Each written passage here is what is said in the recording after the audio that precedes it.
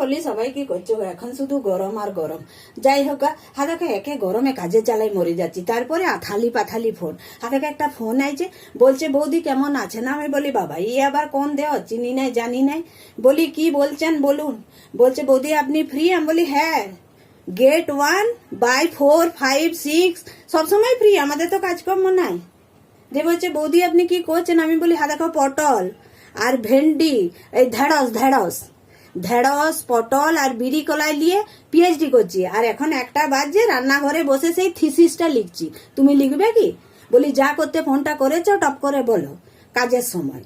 দিয়ে বলছে বৌদি আমাদের এখানে একটা মেডিকেল ক্যাম্প হচ্ছে, 1199 টাকায় ফুল বডি চেক আপ। বলি এক গেল যা 40,000 টেস্ট করার পরে ডাক্তার বলতে লাগছে কি হয়েছে, 1199 ফুল বডি চেক আপ করে দিবে। যত সব আজগুবি গো, মাথাটা গরমে গরম করে দিচ্ছে।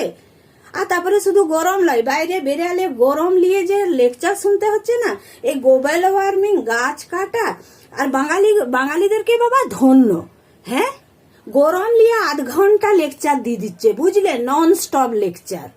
অথচ একটা রবীন্দ্রনাথ ঠাকুরের কবিতা দেখে দেখে পড়বে, একটা রবীন্দ্রনাথ ঠাকুরের গান দেখে দেখে পড়বে, রবীন্দ্রনাথ ঠাকুরের জীবনী দেখে দেখে পড়বে। তার বেলাতে বাঙালির একবারে ঐতিহ্যে লাগে না। যত সব গরমে মাথা গরম করছে গো।